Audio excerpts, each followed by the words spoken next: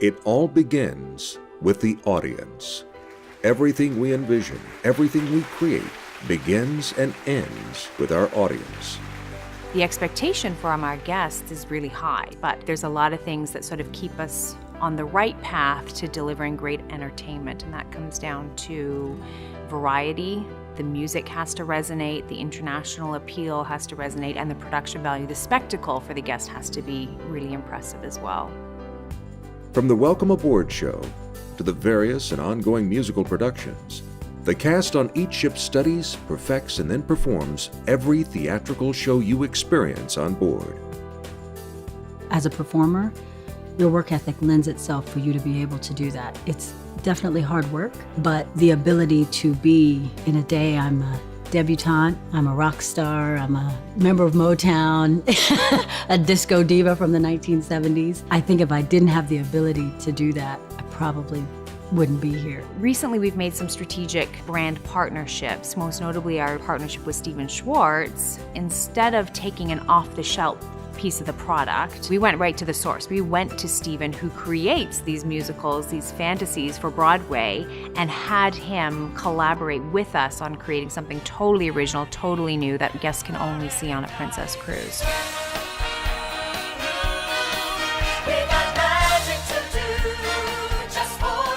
So you have a show like Bravo or Encore, which is very classical, heavily musically orchestrated, obviously very traditional in terms of performance style, up against a show like Magic to Do, which is totally opposite, where there's a lot of production value, a lot of scenic design, the music is obviously fantastic. So you just need to have that diversity in your pocket, that if the guest is not their cup of tea on night one, it's still musically dynamic enough that they enjoy it, but then they're coming back night 2, 3, and 4, where there's something really more that speaks to them. The long journey begins in Princess's rehearsal studio in Southern California. Incredibly gifted singers and dancers are cast from throughout the world and are then brought together as one creative force under the expert direction and choreography of the industry's best talent. Recruitment is a huge part of our business, with 18 vessels and 18 casts at any given time. Supporting that is a huge endeavor. When we're creating a new show, it's probably a 4 to 6 week period with the cast, and we're really starting from scratch. The director choreographer will work with them directly for that time period, and again, much like rehearsals, that's the first step. Because once they get on board and start adding costumes and lighting and scenery, that may inspire the director choreographer to make changes and continue it to grow until they finally reach the point of premiere time where it becomes frozen. That's exactly what they were looking for, the final product. Typically, we're rehearsing at the studios in LA for about 6 weeks. In that course of 6 weeks, we're learning 4 production shows, and then we have what we call bumper shows. They're like little spotlight shows throughout the ship, not necessarily on the main stage. There's generally between 4 and 5 production shows each vessel, so that takes up a good 4 to 5 weeks, and that's all of it before we get to the ship. With musical theater, one thing is for sure, the Herculean task of mounting a show is a collaborative effort. From the glitz and spectacle on stage to every detail backstage, collaboration between performers and technicians is key. I think of production as being the support for the entertainment department. If we've got a solid production team, that'll make the dancers' jobs easier because they know they can rely on us and they will feel confident in our abilities, because I want us to be the solid, firm foundation for everyone. It's essential for us to be where we're supposed to be. For lighting purposes, we need to be in a special that's already been set. The crew chief who runs the automation, it's essential for him to also be watching us, just in case we may not be in that right spot. We might be just standing on the edge of a pit and he's about to drop it. So the teamwork element there, where we kind of have to be on top of what we're doing and they have to be on top of what they're doing. The theaters on board Princess ships are a great place to experience exciting entertainment. In fact, from a technological standpoint, Princess theaters rival the best land-based venues anywhere.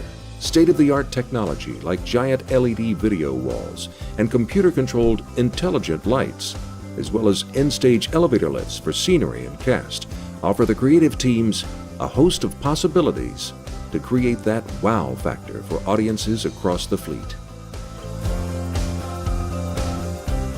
My lighting manager oversees the pre-program lights and run the cues manually. My audio manager, he's mixing the sound in the house, setting up the levels, making sure the band sounds good. They're very, very important.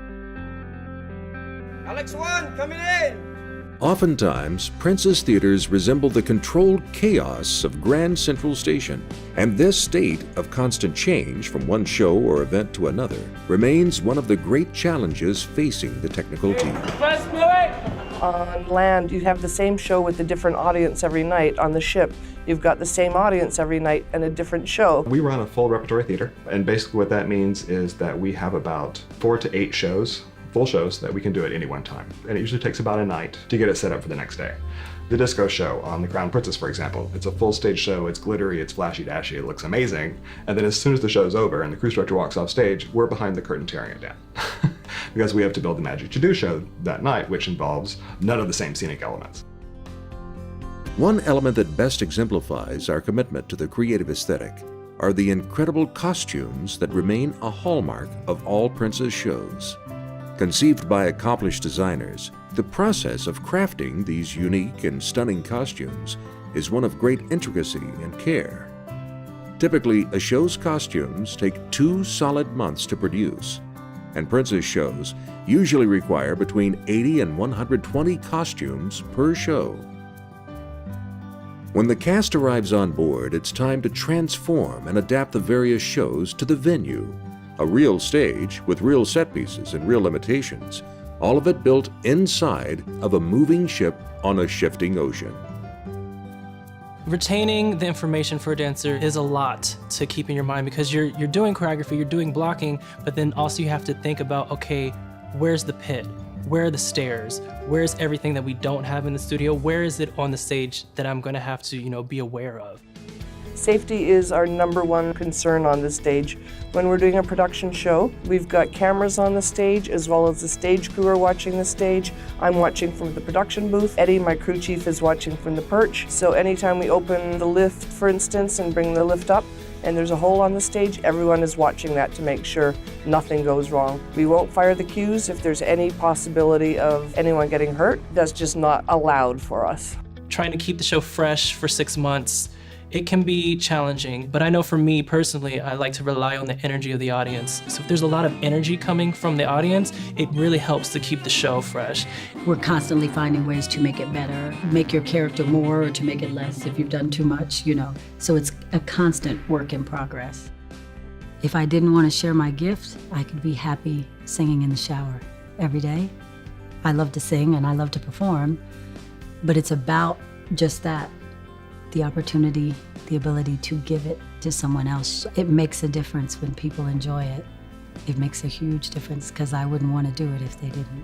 When you do a show and you give all that you can on the stage for the people, and at the end they stand up and they clap and they come up to you and they say, I really enjoyed your performance. To be able to give all of you to someone and have them receive it, it's the most gratifying part of it. Just standing there, winded, and the sweat's going and the blood is pulsing and you're like, I have nothing left to give. You're bearing a piece of your soul.